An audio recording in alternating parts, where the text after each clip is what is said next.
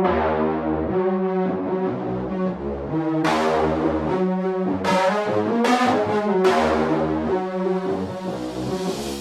name is Jimmy Purdy, shop owner, master tech, transmission builder, and the host of the Gearbox Podcast. Here I talk with new and seasoned shop owners, as well as industry professionals about day-to-day operations within their own shops and all the failures and successes that come along the way.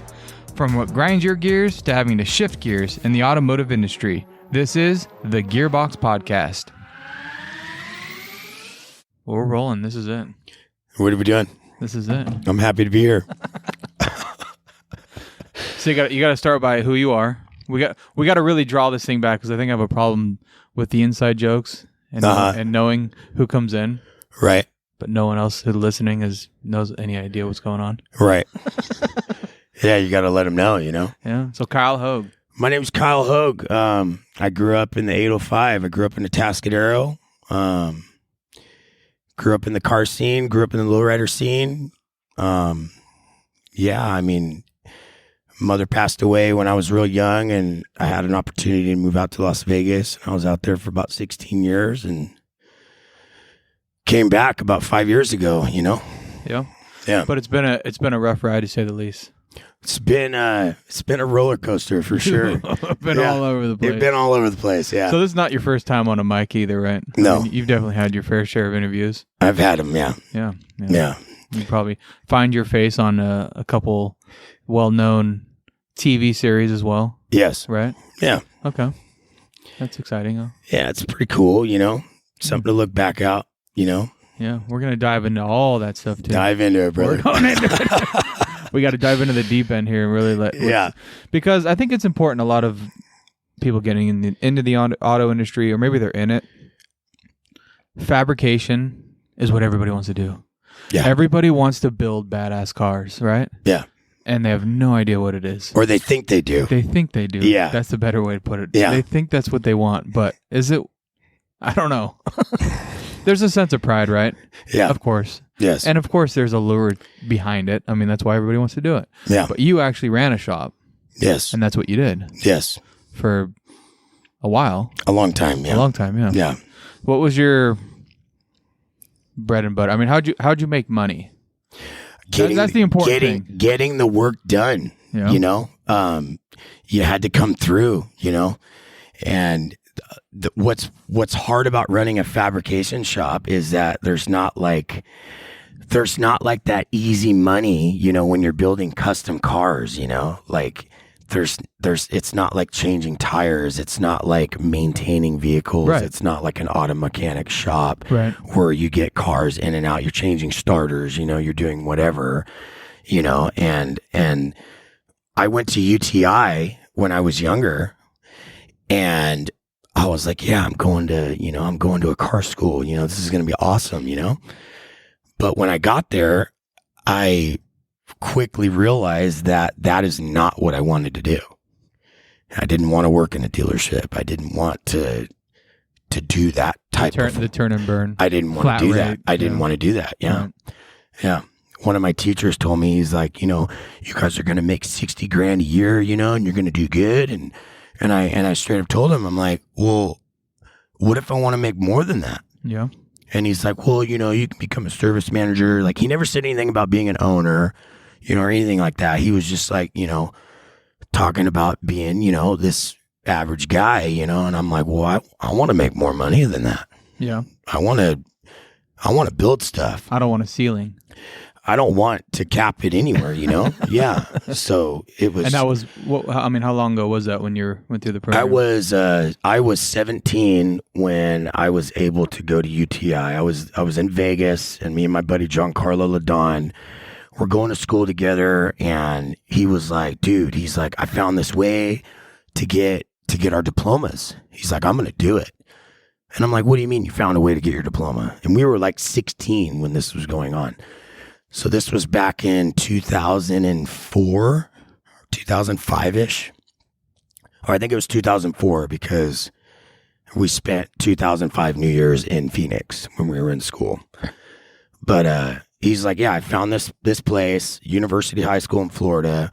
We pay them and we take 4 tests, And he's like, I want to go to college. I want to go to school. And I had never thought about going to college or school or nothing for cars. Right.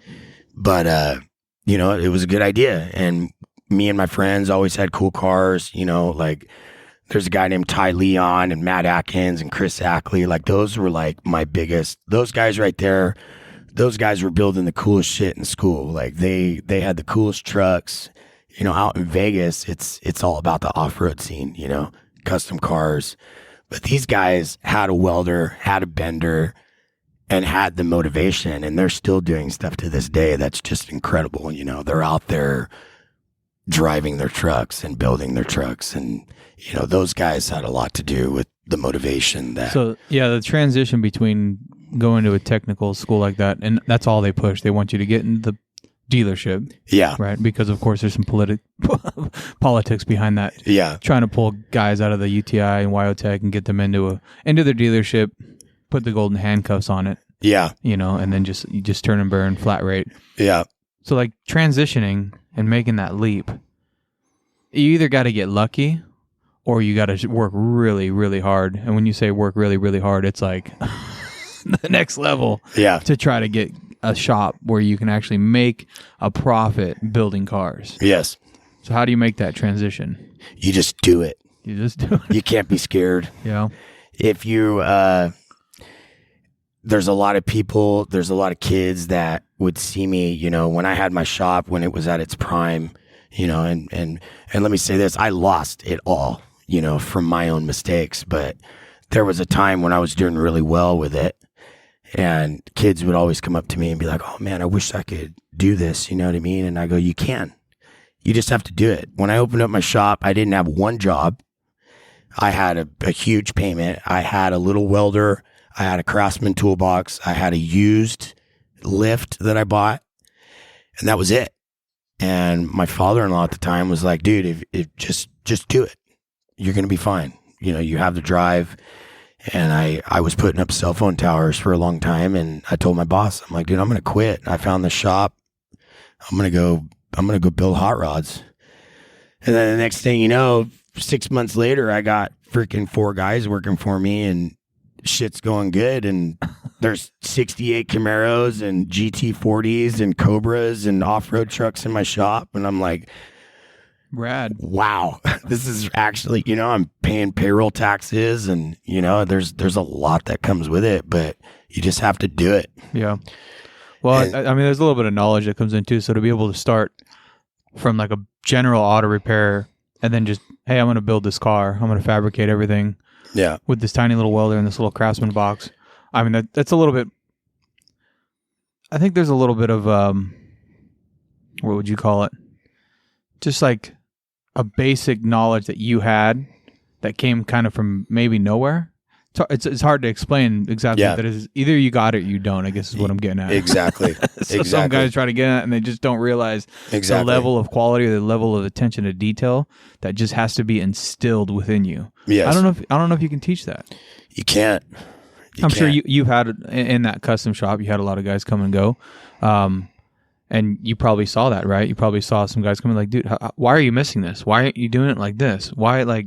Yeah, there was a couple guys that, I can do this and I can weld and I can do that. And, I had this one guy who came in and, I had this like $500,000 truck going on, and it was like a nice truck, and I had the firewall all tacked in and ready to go. And it needed to be MIG welded up, on the bottom. And so I had him do these lines, and this guy's supposed to be a really badass welder. And it just, you get those guys that say they can do it and then they can't, and then you got to let them go, because you can't pay people at the same time when you're doing that type of work. You can't pay people to learn. You can, but they have to be able to teach themselves to a point. Yeah. And there's no book they can go read for that stuff. Exactly. There's no I'm a pretty good welder too. Oh, yeah.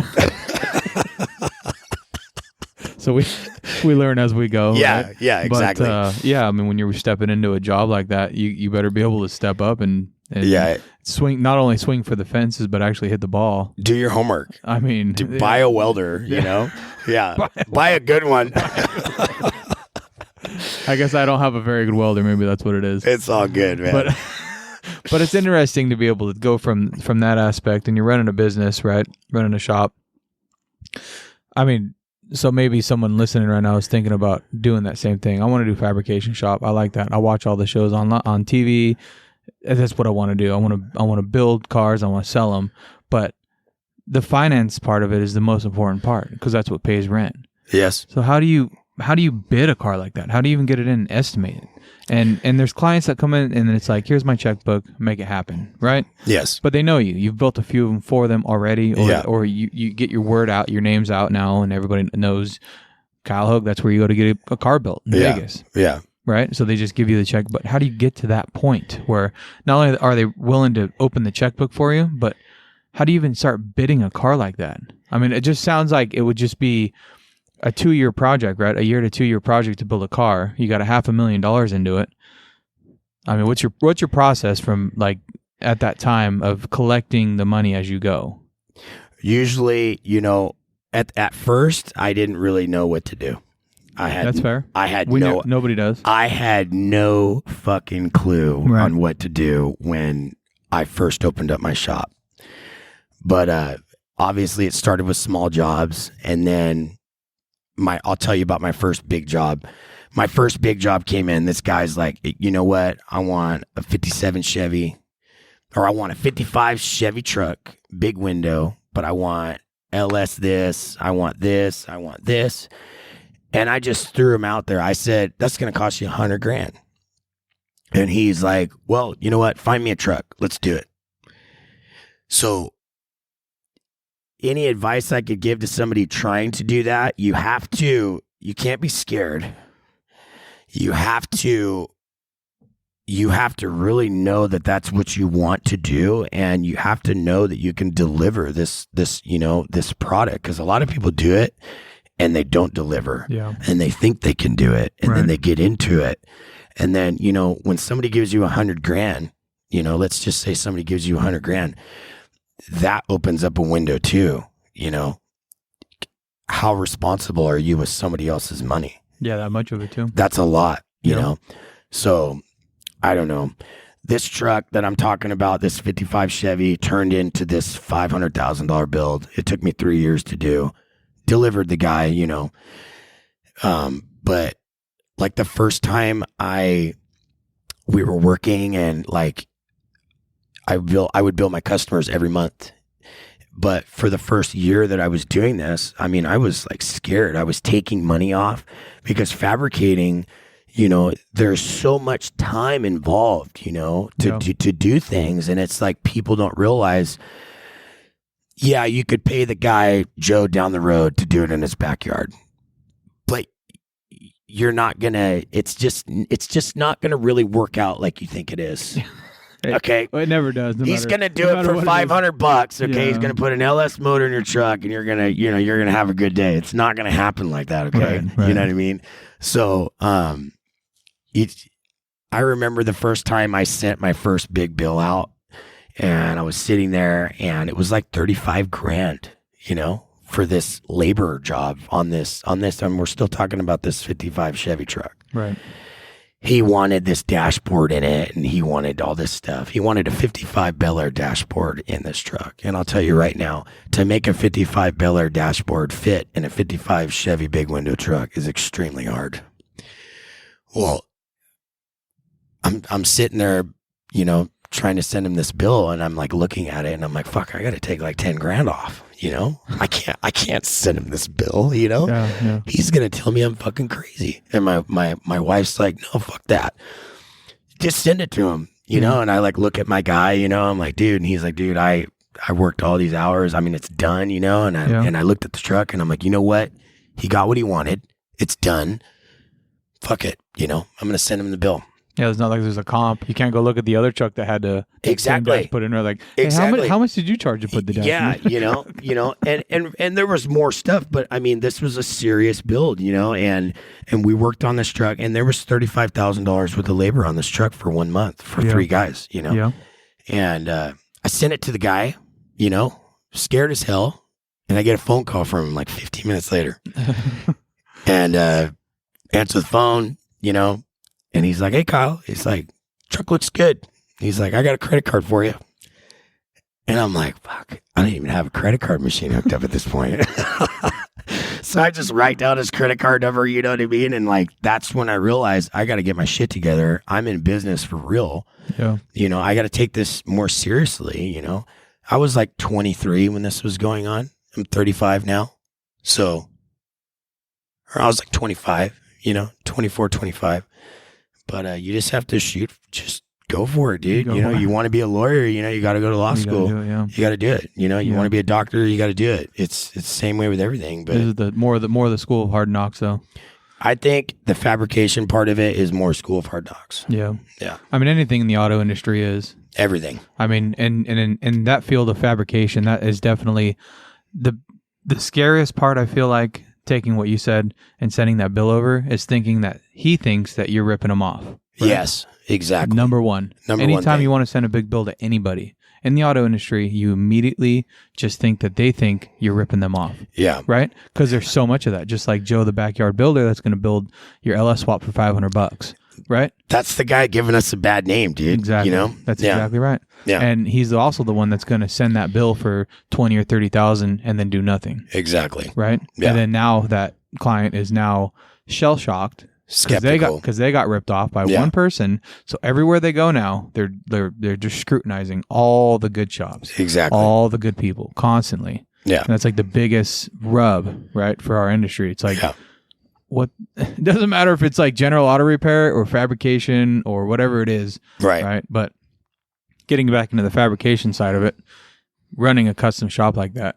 So looking at like parts, you just do a lot of labor, right? So yes. So our kind of general auto repair is like, we have a markup, we do our GPs on parts, on labor, constantly monitoring everything. When you got guys in the shop and you're measuring like an efficiency, was that something you ever looked at, or you just do dollar per hour? These guys are the best of the best.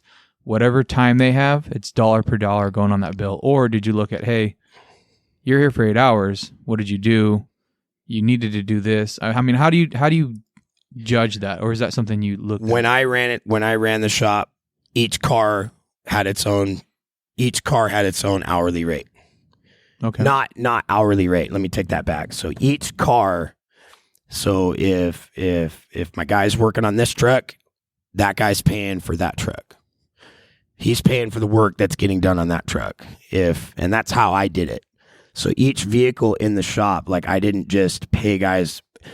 I had enough work for them to go to each one of their jobs, and the customer would be getting paid for those jobs. The tech or your employee, the fabricator, my employer, whatever. Yeah. He would just bill the client directly. We would bill the client directly for their builds every month. I see. Did you make money off of their work though? I made money off of the hourly labor, okay. But since there was always so much hourly labor, I never upsold them on parts, period. Okay. So you made no part sales? I made no part sales at all. It was strictly fab work. So when they're fabbing, when they're working, you took their 8-hour day and say split it, or how was, so like a flat rate kind of situation, you pay them for 8 hours. If they go over that, you give them a bonus incentive. Oh, I paid them their hourly rates, you know? Okay. Yeah. Like I had one guy working for me, you know, he was really good. You know, he made $35 an hour, and he could work as many hours as he wanted a week. I see. I remember I gave that guy a $3,500 check for 1 week one time. I was like, damn, dude. You put a lot of hours in. I have never gotten a check that big, dude. He's like, dude. But, you know, like the work's there, you know, and that's the thing. There's so many people that want custom work done that can't do it themselves. And there's so many shops out there that have, you know, put the bad name out there, you know what I mean? And they claim to fame, they claim they are, but they're not, or, you know. And I'm not perfect, you know what I mean? I'm not perfect. I made a lot of mistakes on the way, but, you know, it is what it is. And I learned from my mistakes for sure. Yeah.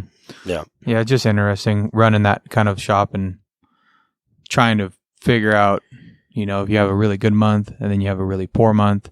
And it's like, how do I adjust accordingly? And being able to monitor for me, it's easy. Well, not easy, but I can take a job, a water pump, 3 hours. I put a tech on it. should take them less than 3 hours, preferably. If it takes them 4 hours, we're going to have a conversation. Yeah. And I can take each job throughout a week, 2 week, month-long period. These are the jobs you're assigned. You were here for 8 hours a day, 40 hours a week. Okay. And you put on, on average 30 hours of time into the shop for the 40 hours you're there. What'd you do with the other 10 hours? Like I can really dial in and know exactly how much work is going in to the shop versus how much time he's there. Right. And I just feel like wrapping my head around that process into a fabrication shop is like, it's a fucking nightmare. It's a fucking nightmare, dude. Straight up. Just short of. But you know what I'm saying? Like, yeah. It seems easy now when I think about running a custom fab shop, and then I look at that and take that difference from just a general auto repair shop or transmission shop or whatever. And it's like, wow, my process seems pretty easy in comparison. Yeah. Right? I take my part, I mark it up 60%. I can run my part sales. I can know my GP and my sales is like, okay, I have, I sold X amount in parts and I made this percentage on it. Okay, cool. I'm not making enough. Bump up my percentages on the low end because I sold a lot more $100 and under parts. And it's like, it's so easy to manage the numbers that way. Yeah. But when you're dealing with pure labor and you're dealing with the human element being your number one labor source, that is just like, it was tough. Yeah, next level. I had no idea what I was doing. I was completely 100% winging it for a long time, and it was tough, but it worked. It worked. Well, you made a lot of money, right? I made a lot of money. I made big money, right? I made big money. Yeah, you did really well. I made a lot, and I lost it all. Yeah. If I could tell anybody out there, stay the fuck away from drugs, okay? Because it will just ruin your life. Yeah. I had to start over, and but yeah, I made a ton of money, and the ton of money when you're that young, it what's the word I'm looking for? You could take advantage of it really fast, and that's another thing. That's a whole nother part of it. That that's why a lot of people come and go. Yeah. It's a lot of the reason why there's the one hit wonders, it's just, life is. Well, there's two different kinds of money problems. Not enough and too much. And too much. There's, yeah. Be happy in the middle, be happy in the middle, Yeah. I mean, managing not enough money is just as hard, if not harder, than managing too much money. Yeah. Right? Yeah. For your mind and for everything else. Yeah. Yeah. But we can touch on that if you want to a little bit, stepping into anything you want, man. So what? I ain't got nothing to hide. So not to bring the negative connotation in, but what was ultimately the demise, if you want to say? I mean, methamphetamine. Yep. Well, in that process, though, as stuff's kind of starting to strip away from you and falling apart. Yeah. Is there anything in particular that you look back now and say, of course you can look back and say, yeah, I should have done that. But business wise, was there like a certain straw that broke the camel's back in a sense? Or was it just kind of a build up and finally you had a realization where you're like, time to step away? I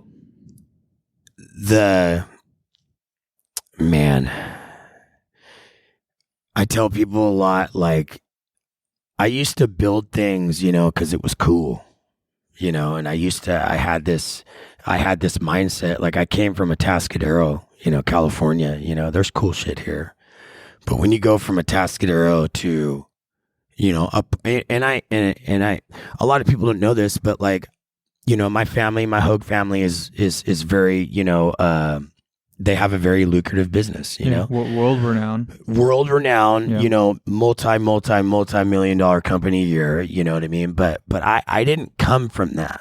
I didn't meet my family on my dad's side until I was much older. I never had any of that money or any of that. I grew up on my mom's side of the family. My dad was a drug addict, and my dad messed up a lot. I did not meet my dad until the day my mother died. And then I had a stepdad that raised me, I didn't know who this guy was. So fast forward, when I'm in Vegas, I was 18 when I got a hold of my dad. So people think like, oh, Kyle Hogue, he's, came from all this money, whatever, like that's not That's not what happened. So my point is like, I came from a Atascadero. I came from a poor kid. You know, I did a lot of time in juvenile hall. I was a troublemaker.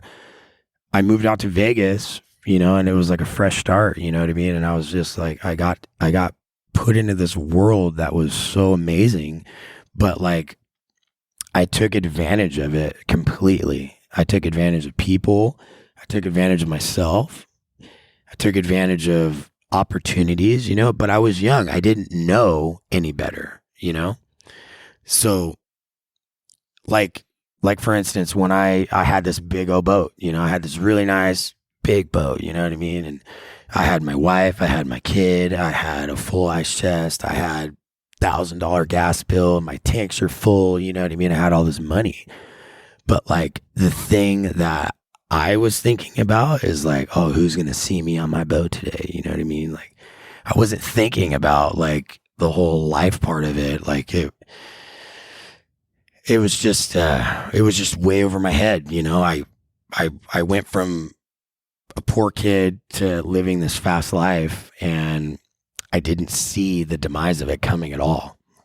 It was like a train coming straight at me. Yeah. And I was looking at it dead in the eye, and it was just right over my head. I mean, I think that's the same mentality that started it, right? Yeah. I mean, you have to have that mentality to dive into what you did in the first place. Yeah. So it's like, that's really tough to have the mentality and not be able to rein it in. Yeah. You know? Yeah. It's like, how do you separate the two? How do you have that mentality of like going in deep? I don't care what anybody thinks. Check out what I can do. Yeah. And then once that starts happening and you're making it happen, it's like, how do you pull the reins back? It's easy to how do you hit the brakes, you know? Well, for me, it took losing everything to pull the reins, you know? But I tell everybody, making $1 million is the easiest part. Keeping that $1 million is the hardest part. Yeah. It's the hardest part. Like, that's like where I'm at in life now, you know? It's like, okay, I'm going to build something again, but I'm going to keep it this time. I'm not going to fuck it up. You know what I mean? I'm not, you know, it was crazy, man. It was meeting people in Vegas and meeting all the different, like, dude, there's a lot of people in Vegas, and they fly in by the 747s. They fly out by the 747s. You meet people from all over the world. You meet all aspects of life, you know, but like me, you know, it just, I couldn't say no to drugs, you know, I couldn't say no to the party, you know, I couldn't say no to none of it, you know. Right. Well, what's going to happen? It's gonna eat you alive. But at the time, you know, at where you were, you get that opportunity. Yeah. Air quotes, an opportunity. What's the worst? You know? What's the worst that's going to happen? I'm taking over the world. Look at me. Exactly. I'm on top. Exactly. You can't stop me. That's so true. Yeah. Exactly. Like how is that going to take me out? Do you know who I am? Exactly. Do you know who I am? I'm Kyle Hogue. Yeah. It's that mentality of like, and that's just like, you don't realize what is going to happen. Yeah. You know? And then getting to that point of like, you're on your boat one day and the next day it's all gone. It's like, I'm on the side of the street, dude, with a needle stuck in my arm, begging for money. You know, like that's how bad it got. You know, I remember talking to my buddy Kyle Alexander out in Vegas. You know, after I was been getting my life back a couple years ago, and I was telling him my story. You know, me and him like grew up together, and he's like, dude, I can't imagine like you being on the side of the road, like begging for money and like telling people like, yeah, I used to be this guy and I was on TV, and you know, and all these people are looking at you like, who fuck this guy, you know what I mean? Like, he's just laughing like that is so fucking funny. Yeah. But it's true, you know, and it can happen to anybody if you don't respect yourself and things in life, you know, like life, like your mortality is huge. You know, and I never took my mortality seriously until after, you know, I did lose all my everything. I lost everything, you know, what you brought up is so true. Like that could never happen to me. It can happen to you. It can and does. It can and does, and it happens to so many people in this world. Yeah. So many people don't get through it, like I'm one of the lucky ones that was able to get through it. But man, it was a rough 5 years. Yeah. It was a rough one. Yeah. I mean, this is fairly recent. I mean, as far as the horizon on the grand scheme of life, you know? Yep. And you just bounce back and just keep taking it one day at a time, right? One That's day. all you can really do. That's all I can do. But I mean, starting out, or kind of going back and circling back to like the time of being on top of the world until it all crumbling, and kind of walk through that kind of process a little bit of like, so the shop starts falling apart. You start losing techs. You start losing jobs. I mean, how do you... Power's getting shut off. Yeah, I mean, when do you, in a sense, pull the plug? When do you just like say, you know what, time for me to get help? Or do you get forced out? So I got a divorce. I got a divorce in 2015, the end of 2015. I think it was finalized the beginning of 2016. By 2017 is when I sold my business. And what got to the point is I was just so depressed and in my addiction, I lost all my employees. I lost all my business, because I wasn't doing anything, and you can't do it alone. That's another thing I want to tell everybody out there right now. If you think you can do it alone and you do it, more power to you. Yeah, you're in the top. You're like 4%. You're fucking whoa. You know what I mean? But my ex-wife, God bless her heart, I had no idea, that I needed her, and it sucks, to actually, it doesn't suck, but like I look back all the time, and I just, I needed her, and you gotta have support. When I didn't have her, when I flushed all that down the toilet and I was walking into that shop every day without my wife and without my kid, and it was dark, dude. Yeah, what's the point of all this now? It was dark. All that stuff that I had. That's when I realized none of this shit makes me happy. Yeah, none of the money makes me happy because I still had money. I had money. I had a lot of money, but I didn't know how to write a check. I didn't know how to pay bills. I had no idea. I was getting, my trash wasn't getting picked up, and I was like calling the dump company, you know what I mean? Like, hey, why the fuck is my trash not getting picked up? I was, well, you fucking got to pay your bill, dude. And I'm like, oh, fuck. That's a thing, you know what I mean? Like, that's how fucking clueless I was, because my ex-wife, I'm a builder, Yeah. I like building things. I'm not a financial guy. I'm not I'm not the money guy. You know what I mean? Like, well, that's kind of the struggle too with just about every, I mean, not every, but there's a lot of shops out there that are struggle. I mean, they're in that sense, right? Yeah. Like I opened the shop because I like to fix cars. I like to build cars. I like to put them together. Yeah. Wait, I gotta pay for what now? I gotta pay who for what? I gotta. Yeah. I'm not making money. How am I not making money? The guy just paid me $50,000 to do this. Like, what are you talking about? Yeah. Where's all the money going? And it's like, I'll just build another one then. And you get into that perpetual cycle of like, well, if I'm not making enough, I just need to work harder. Yeah. There's not enough money. There's not enough zeros in the bank account. So I'll just keep working harder. I'll do more jobs. I'll bring more work in. Yeah. And it's like, that doesn't work. And it doesn't matter what part of the industry you're in, that never ever works. Not how much you make, it's how much you keep, in a sense, right? Some people do it better than others, that's for sure. Yeah. There's a lot of numbers guys that have no business working on a car, but they run a great shop. Yeah. Yes. And then there's great fabricators, great people out there have no business owning a shop. Yeah. And but they build it, but they're just the most amazing, right. cat's meow shit, Right. Yeah. And that's like, the what you call it, the golden employee, in a sense. Yeah. That's like that. Yeah. The one everybody's looking for, and then right. and then that tech or that whatever you want to call him, he's looking for the shop owner that knows how to run the numbers because he's the one that makes the most money. So it's like this constant balance of struggling, trying to find the other. Yeah. But when you're starting into it or you're new to it, you're just like, I want to work for that guy because he builds badass cars. Yeah. You know, and it's like, that's not the right answer. He's got the baddest tools. You know, he's doing the baddest shit. You know what I mean? But he can't manage a shop to save his life. He can't manage, yeah. It's like, well, how come I'm not getting paid anymore? Yeah. Where's all the money going, you know?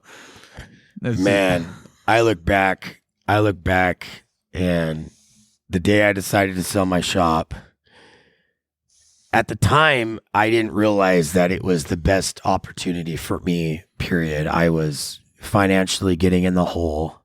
I had work, but it wasn't getting done because, you know, all my guys were just like, yeah, we're not working for you anymore. My checks are bouncing. You know, I have families, you know, like they had families, but I was so just, this can't happen to me state. You know, that it just, I wasn't paying attention to any of it. You know, I was only thinking about myself, you know, and I told 4 people about my shop. I told Danny at Counts Customs. I told Randy at Performance Motorsports in Vegas. I told Tyler and Rick at Rick's Restorations. Told a few people. And one of my employees bought my shop. And I literally gave him the key one day. I hooked my boat up to my truck and I left. And that's just when everything got like really crazy, really crazy. That's when my life started getting real crazy. I had all this money in my pocket and nowhere to go, you know, and it was, I look back at it now, it was the best thing I could have done, you know, was to just walk away from it. Yeah. It seemed like you picked probably the best opportunity or the best time. I mean, it sounds like a fairly educated decision to make. It's not like, I mean, not in the grand scheme, but in the process of this last, 30, 40 minutes we've been talking, it definitely kind of skews the story a little bit as far as you kind of losing everything getting torn away. It's like, that still seems like a pretty educated way of exiting. You still had the wits about you to, I'm going to sell this because it's still worth money right now. Yeah. Right? Yeah. Yeah. Not like you waited for somebody to walk you out in handcuffs or drag you out by your shirt, you know? No, I was just like, you know what? I'm going to go do some drugs and I'm going to go figure my life out. And that's exactly what I did. And it took me a while, but, a lot of soul searching involved in that. Right. But I wouldn't change it for the world, Yeah. So walking away from the shop, was that like, I mean, where's your mindset at that point? You're like, okay, I'm time to walk away. I was lost. I was lost. Okay. Yeah. I was so lost. I had no idea where I was going to go, what I was going to do. All I knew is I had some money and I had a big bag in my pocket and I had my truck and I had my boat. Those were like the only things I cared about at that time, but, yeah, I can't That's wild. It is. Yeah. It is. It was the only thing I cared about that I had possession of. Yeah. You know what I mean? Like I cared about my daughter, but I couldn't see her. Mm-hmm. I cared about my ex-wife, but I thought I hated her at that time, But, she was just protecting my daughter, Yeah. And that's just, it just, all I had was my truck and my boat and my cash, And on the road. On the road. I went to Havasu and 4 days later, my dad died. And I got that call. And that's when I came back to Paso. You get back to Paso. We're in Paso Robles. That's where we're at. So yeah, we're in Paso, everybody. So now, I'm still here. So now we're here. Yeah. So now that's a transition for you, of course, which is big. I mean, right in this point of I guess what we're talking about, because it's not like you changed industries. No. It wasn't the industry that did this to you. It wasn't. No. Right? No. And it's like, even after, I say it like that, which sounds in a negative connotation, but even after all that, yeah, you get yourself back in doing the same thing in a sense. I'll never stop. Right. I'll never stop. Once it's in your blood, you can't get it out. You can't. Yeah. Yeah, exactly. So now here we are, and you're working around the corner. Yeah. How is that? Of course, you have a lot of your internal stuff going on as far as personal life stuff, but taking the day-to-day of what you had been doing and where you're at now, how is that transition between running the shop, seeing these rad cars come out, $100,000, $200,000 builds, to getting a paycheck hourly? And again, not to make it sound like it's a negative thing, but obviously it's a big change for you. The stress level is just not there anymore. Right. You know? So is it worth that? If to me, it's worth it completely. Yeah. You know what I mean? Because going back to, people think, you know, the money and all this big stuff is going to make them, you know, feel better, you know? Yeah. And it is cool. It is cool to do those things. And there's a lot of people out there doing it, and they're very successful at it. But like, it's a stressful life, you know, and some people handle stress and things differently than other people. But like now I work for the shop I work for, and it's great. I love it. I'm able to understand where they're coming from as business owners. I'm able to make them money, you know what I mean? And not take advantage of their situation, you know what I mean? Because if they're making money, I'm making money. You know what I mean? And if they're making money, I'm going to get my paycheck every week, you know? Yeah. The power is going to be on. There's going to be wire in my welders, you know what I mean? I'm going to have all the grinder blades I need, you know? You know what I mean? I use a lot of those. You know what I'm saying? I use those for my welding too. Yeah. So, you know, it's worked out good. I landed in a really good spot. You know, I got out of prison July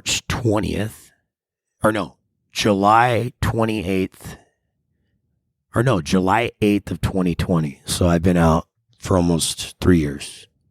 I think it's been 3 years. I don't know. 2023. Yeah.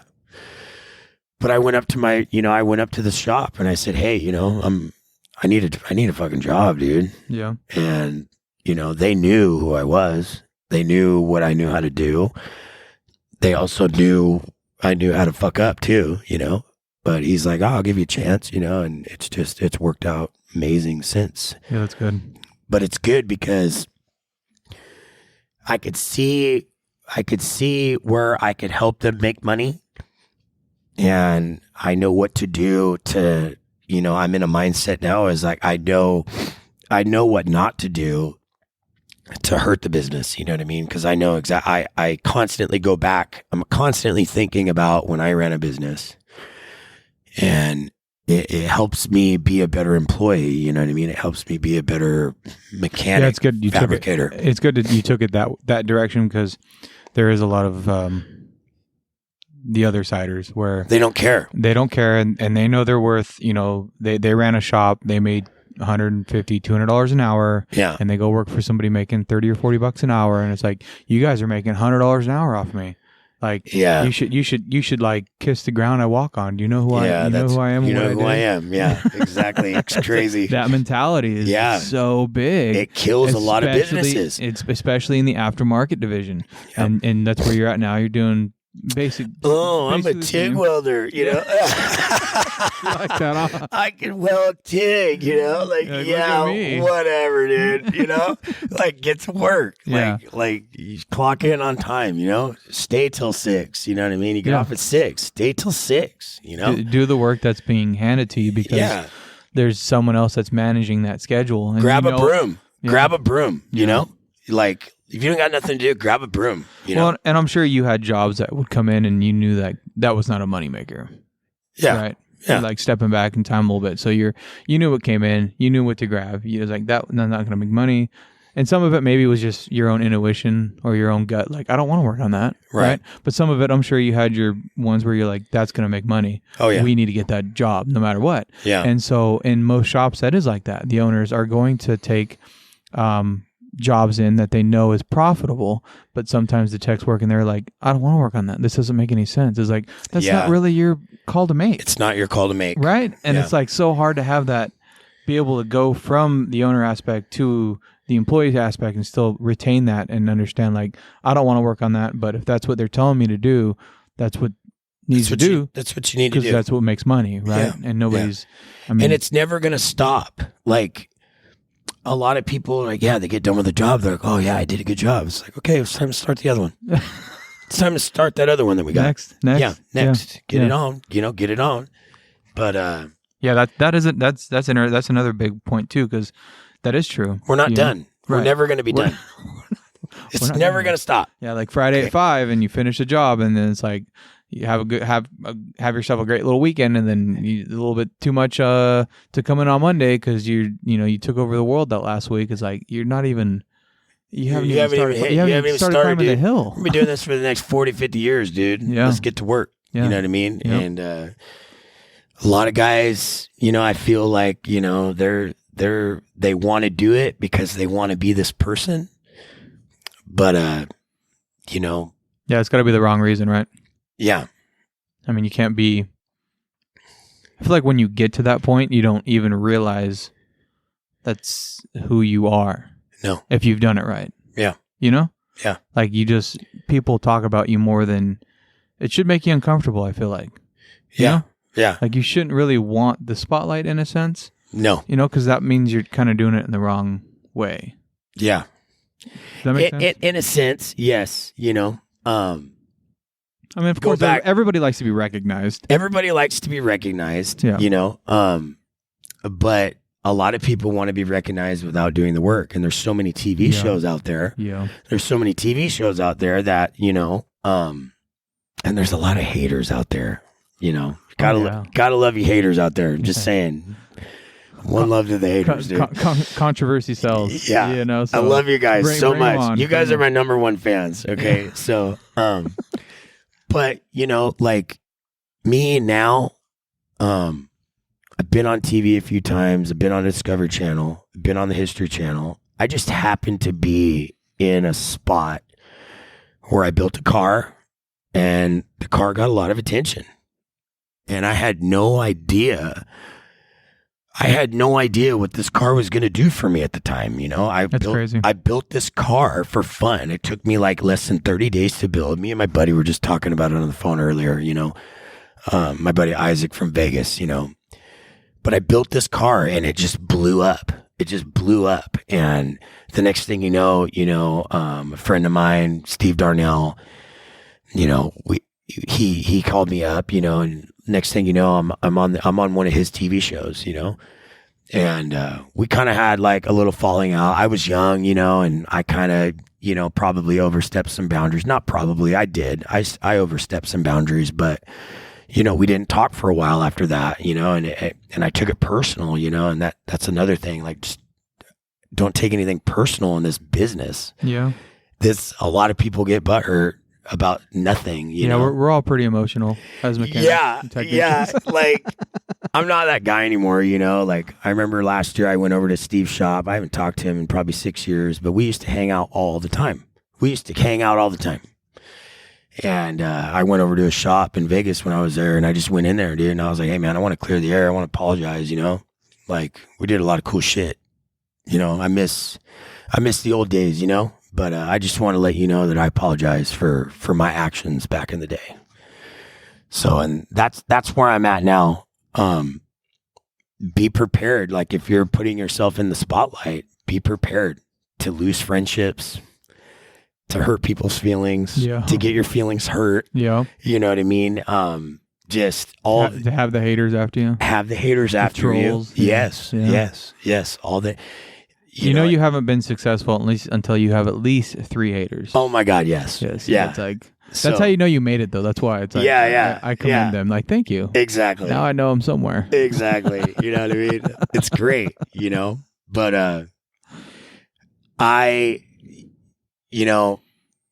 the TV thing, it was cool. It was really cool. I'm happy for it. I'm thankful for it. But I will never jump into it like I did back in the day ever again. Right. Yeah, you understand what the ties that come along with it, the strings that come along with it, right? Yeah. I mean, you're a puppet at that point. I met a lot of good people.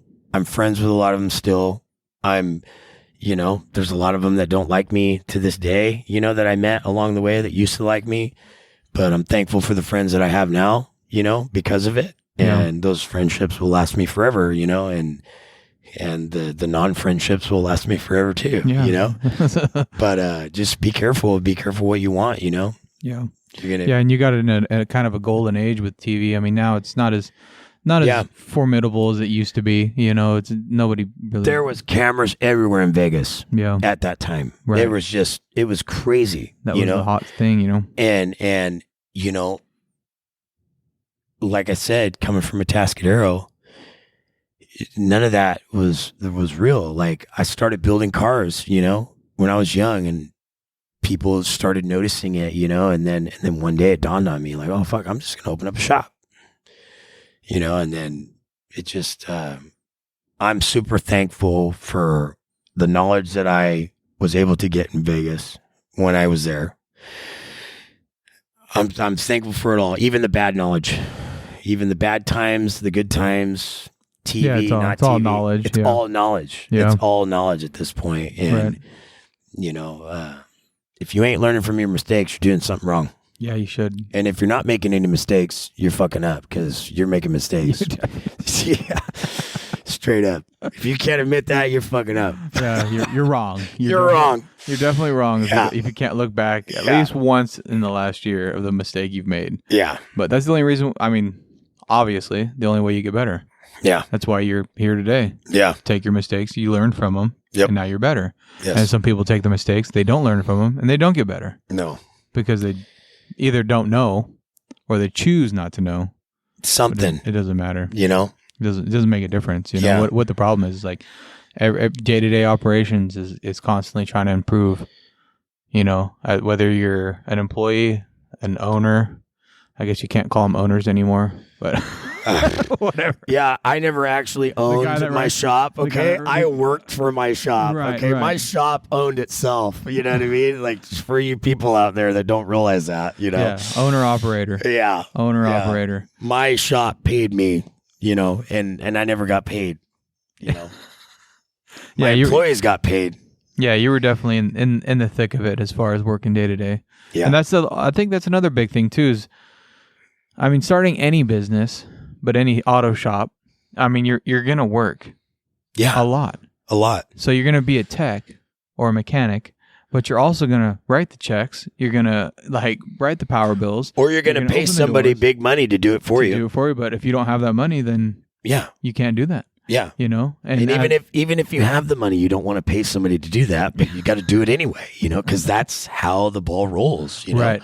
I think the sooner you realize that you need to put good people in those positions and you start realizing that every position in a shop is a highly paid shop, the better off you are. When you start realizing that you can't write service and do the job because those are two separate jobs, Yeah, two separate 8-hour jobs, Yeah. two separate 8-hour jobs that should be paid $80,000 to $100,000 a year. yeah. You're not worth $200,000 a year working. I don't care who you are. Right. Like, Yeah. like manually work. You can be if you're smart enough to put those people in the right places and treat them well. Yeah. Then you're worth $200,000 a year. But you writing service, writing tickets, doing the job, collecting the check, that's not worth $200,000 a year. You know? And it just translates right over and even into the aftermarket stuff. You can't build the car and run a business, you Yeah. know?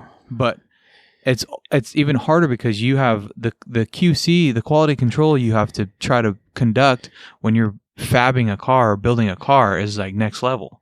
You have to be a part of that process the entire time. Right? Mentally, too. Yeah. Mentally, you have to be there building that car. Yeah. Okay? You're thinking about the When next you're part. thinking about bills and checks and payroll and your wife and your kids and your everything, you know what I mean? Like, that's a lot. That's a lot. And a lot of people don't realize that, you know what I mean? Like, Yeah, that's the I used to go to day-to-day car grind. shows all the time, you know, in my cars, and they're like, oh, it must be nice, you know? It's like, dude, you know how freaking hard it was to get these cars here, you know what I mean? Like, we're working our asses off on these cars, you know what I mean? Yeah. Plus, you know, doing the family thing or whatever, you know, like, that's a lot. Life is a lot, Yeah. you know? And you take home. I mean, you take the work home with you. You can't help it. And for the most part, I mean, for me on day to day stuff, I can pretty well isolate that. I get a hard diagnosis or a hard assessment come in or something like that. I'm thinking a little bit about, like, man, it's got fuel, it's got air, it's got spark. Why wouldn't it start, right? Like you sit there and and you're thinking about a little bit. You're thinking about it when you're in bed. Yeah, but you're thinking about it when you're in bed. Oh yeah, absolutely, yeah. But then I can turn it off and, like, you know what, I'll figure it out tomorrow. Right. But in the process, and it's not like I've built enough cars to even count on one hand. Right. But I mean, I kind of understand the process of, like, once you got that thing stripped down, which is the most fun part, in air quotes again, like, that's fun to take a car apart. Yeah. You're thinking about every damn part of that car going back together now, right? And I mean, for myself, at least 20 times. Yeah, and it's like, and it's my own personal stuff, and it's like, I'm not doing it for money, so I'm not terribly anxiety ridden about making sure I get it all right. I'm just like, I'm doing this for fun. This is for myself, but I'm still thinking about, like, research, constantly. What am I going to do? The front, the back. What do I want this thing to look like? What wheels am I going to get? Like, what electrical harness am I going to get? What paint am I going to paint? It's just like this on and on and on and on, never stop. And I could only imagine having like 10 or 15 cars torn apart like that. And you're the owner. You're the front man. Like, boy, this sounded really fun when I started, didn't it? It sounded like a blast, but I'll tell you what.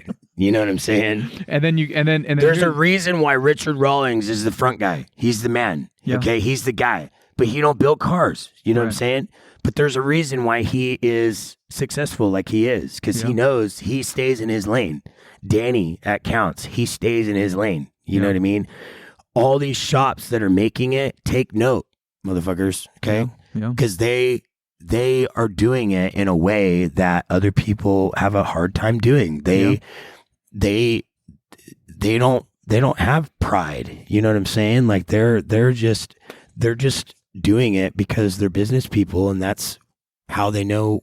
You know what I mean? They know. I mean, there's a sense of accomplishment. I'm sure they like, and I'm sure there is. They like the fact that they assembled the right people at the right time to build the right car and have it roll out of their shop that they paid rent or paid mortgage on.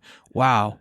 Like, but they ain't I built that, but I didn't put my hands on it. But they ain't putting more air in their head than they need to. Right. You know what I'm saying? But it's like they have the accomplishment feeling of, I put this together and I put this puzzle together to get this car out of the door. Yeah. Versus, hey, I spent 20 hours like a day building this car, and look at me, I built. It's like, you don't make money that way, right? Yeah, like you don't. You can't spend 12, 14, 15 hours a day working, just grinding, getting these cars out, doing everything. But I built this thing from bumper to bumper. Every nut and bolt I put in, I tore. It's like, how come I'm not famous? How come I'm not? It's like, that's not right. That's not the right way to do it. Yeah. But you also got to have enough to know to oversee the guys doing it and know, like, hey, you're not doing that right. Yeah. You know? Yeah.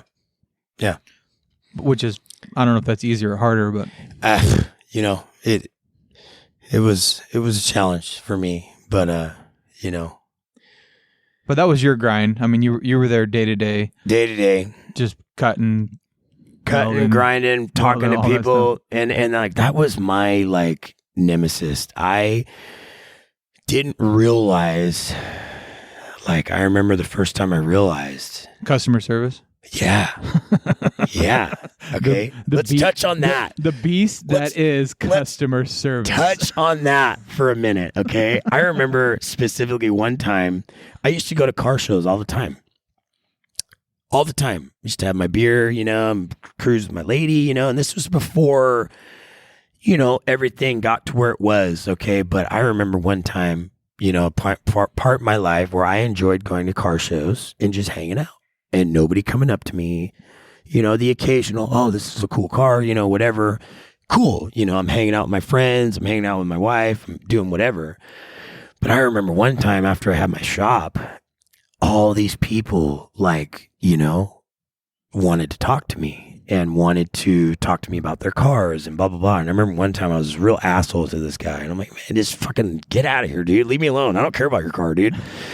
And my wife is like, Kyle, you cannot talk to people like that. And I'm like, what do you mean?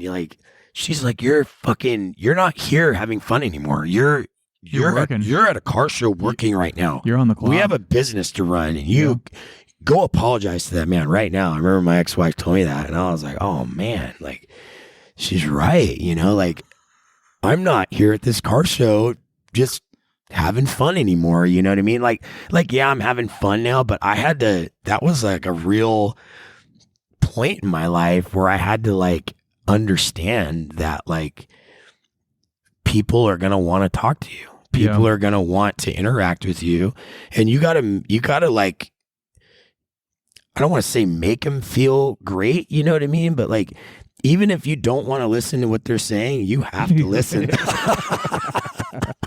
You have to listen. If you're going to be a successful business person or whatever, I feel like you have to listen, especially in the car world, because people are weird about their cars. Yeah. They are, they're very passionate, emotionally attached. Yeah. There's a lot of emotion involved with these cars and you know, a lot of guys people just want to talk. And we have our vehicles that I'm sure you have one. I mean, we all have the one, right? That's like reminds us of being a kid. Yep. The one that your mom took you to school in, whatever it ends up being. 66 Chevy Impala for me. Right. See? Yep. Everyone's got that one, and or two or three. I mean, I grew up with a lot of cars in my family, so it's like they were all pre-60s. But that's the thing, is everyone has that, and when they come to you looking to get it restored, that's that one car. Yeah. Right? And it's hard to remember because you go through so many cars, and it's just another car, and I think you get a little less emotionally attached as it goes. It doesn't become such a big emotional attachment for you. Of course it is. You see one and it still reminds you, it still hits that button for you, right? You see it and you're like, oh, it reminds me. But it's not quite as severe. But you get these cars that people have had their whole life, and now they're in their late 40s or 50s, and they finally got enough money saved up to actually get this car restored, and now it's like, this is it. This is their holy grail, right? Yeah. And it's like they're finally going to get their dad's Is this going to be the guy to do it? Yeah. You know what I mean? At this car show, like, I'm going to go talk to this guy. Right. You don't realize that this guy's been thinking about it for weeks. Right. You know, or months or years. But he also doesn't realize you just had 15 other conversations. Exactly. Right? And it's like, it's so hard because there's no right way to handle it. And it's the same. And it's funny, we were just talking about this in the Facebook group, and we were talking about clients calling you after hours. So you do a water pump, and now there's a coolant leak, but you gave it back to them on Friday at 5, and it's like everything's good. Now Saturday morning they get out, there's a coolant leak, and they're calling you, and it's like, do you answer that call? You know, you have to. I mean, you have to, right? But it's like, so it's like the same thing as being at a car show. It's like, you got to talk to them. You can't just talk to them, but you got to be nice about it. Yeah. You know, and it's like, it almost needs like a little self-reflection on yourself to be like, hey, you know what? I'm here because these people are, you know, they're talking to me because they're giving me their pride and joy. Yeah. But you kind of forget that after a while because it's such a day in and day out job, and you got to stop and realize, like, wow, this is like pretty cool that this guy wants me out of everybody else. Yeah. To work on this emotional piece of history. Yeah. Right, for them, and it's like. But you lose that quickly. Yeah. You know? And it's the same thing with just general auto repair. It's like, this is their livelihood. This is what they use day in and day out, take their kids to school, they go to church on Sundays, or whatever they're doing with it. And it's like, they're taking that piece of their life and handing it to you to take care of. Yeah. So yeah, you do have a responsibility, and it's really hard to, after a day-to-day grind, years and years and years, to take yourself back a little bit to day one of you opening the shop and that first customer coming like, oh my God, thank you so much for letting me do this. And you're so excited and jazzed. You're like, wow, I can't believe this guy's going to let me work on their car. Like, I can't believe this guy just gave me all that money. I can't believe he just gave me $100,000 to build this car. That's crazy. Like, that's so cool. Good. And then it's like, translate that 5 years later, and it's like, dude, what do you want me to do for you? Yeah. I don't want to hear about it, man. You got money or not? And you got money or not? Yeah. It's like it just happens so quick, you know? Even though 5 years is not a long, or it's not quick, but it's also not a long time, you know? But it's in this field, it's just such a grind day in and day out, and it beats you up mentally and physically and emotionally that you lose it so fast. You gotta want it, you know? And you gotta realize, like, you know this. Your radio show, there's people that hear you on your radio show but don't want anything to do with you as a shop. Yeah. But they want to say hi to you and shake your hand because you're on the radio show. You know what I mean? You got to be nice about that. Yeah. You know what I mean? It's and I appreciate it too. I mean, and I try to be well aware of, where I'm going and who's going to be there. And I'm like, okay, here we go. Like game face on, Yeah. But also, see, with me though, when I was younger and going through all that stuff and opening, I didn't see any of it like that. Right. I didn't think about any of that at all. So, and that's happened to me a lot in my life and in so many different areas of my life. And I'm glad I've been able to figure it out at a certain point. And I won't get into my personal life, but like I didn't see anything like that. Like when I was on Danny's show, like 250 million people saw that show, me at my shop. Danny even told me, he's like, dude, 250,000 people are going to watch this, when it airs and blah, blah, blah. And they still air it. That was like 10 years ago. They still air it. People still call me, dude, I just saw you on TV. But like, I had no idea, didn't even think about people showing up to my shop. Looking for you. Just, I want a hug and I want a picture with you, dude. Right. You know what I mean? Yeah. I remember the first time a guy walked up to my shop and he's like, dude, yeah, I saw you on TV. I just, I want, can I get a picture with you? And I'm like, fuck, all right. Like it was that was the first moment that I thought about that, Yeah.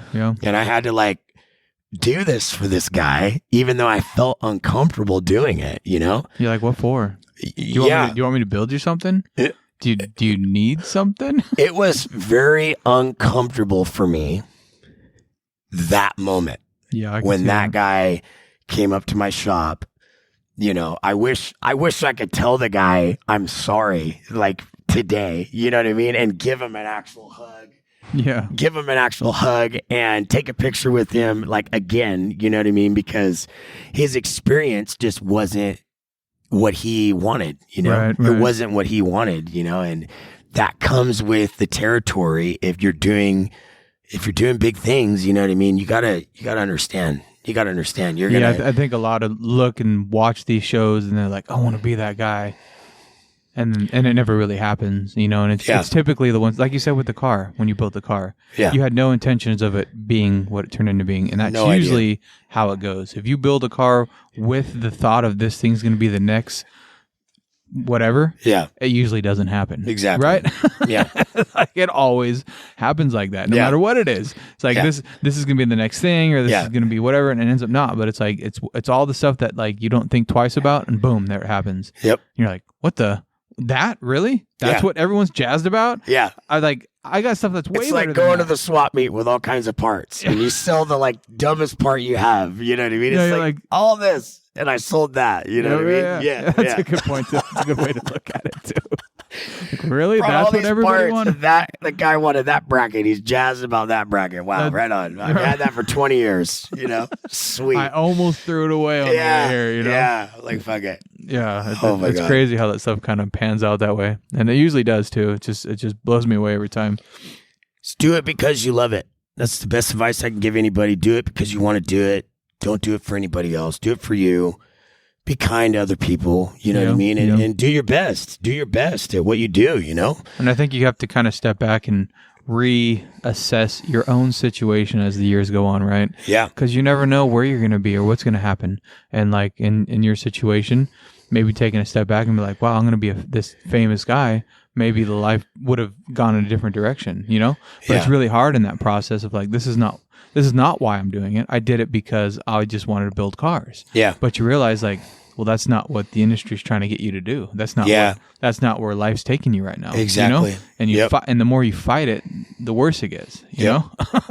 It's like, but if it's not ultimately what you wanted either, then it's time to just get out of it anyway. Yeah. Not out of the industry, but out of what the direction it's taking you. Right.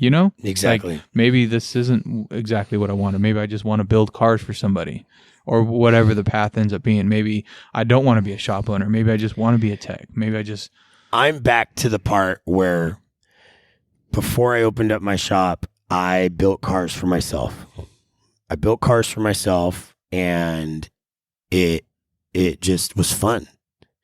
It was fun. I could go. I could do whatever I want. Nobody was telling me how to build it.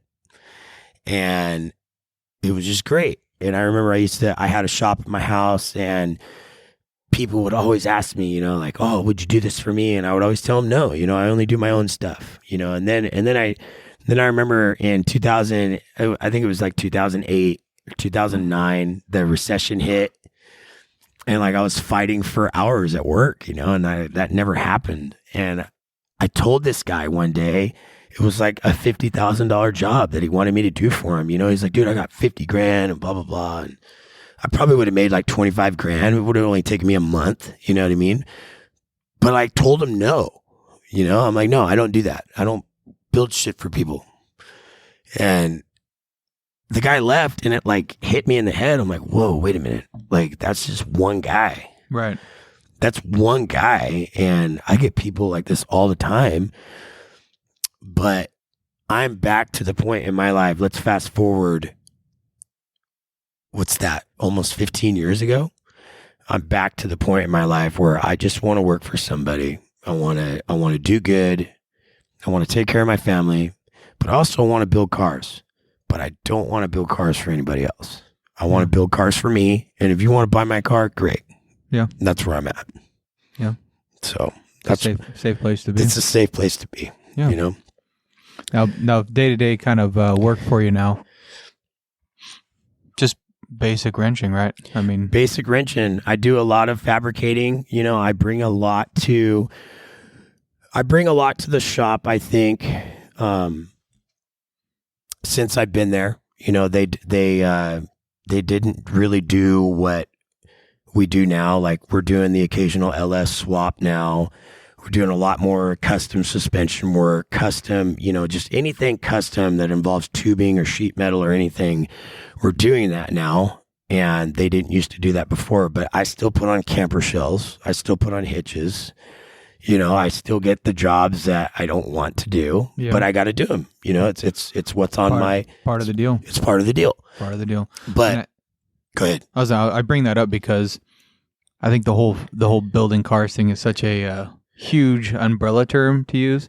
So you're you're still in like the kind of process of building cars in a sense. Yes. But the whole different thing here is taking a car and stripping it down to nothing and building it up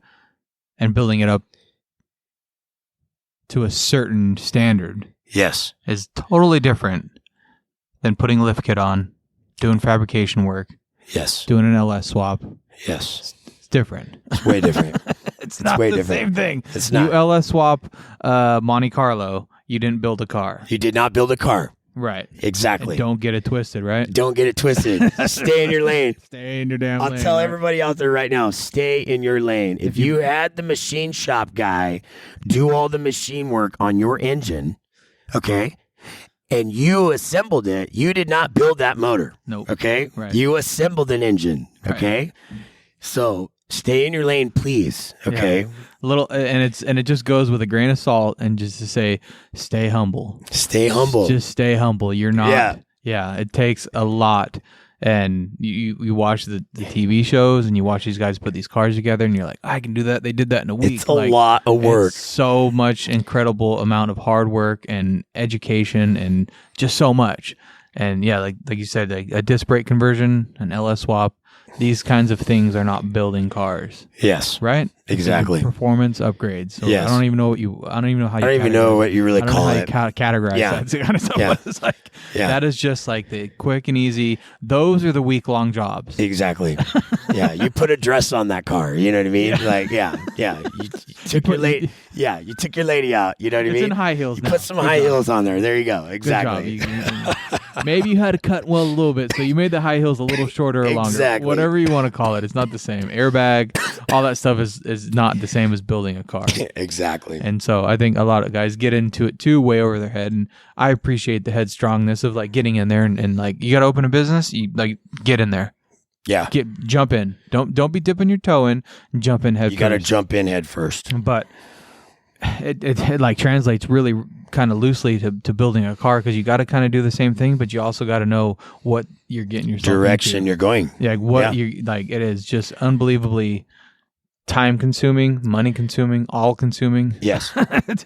So the last 2 cars I've built. Okay, so I've been out of prison since July of 20.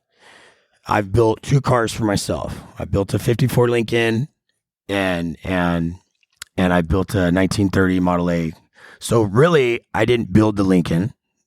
I just modified it.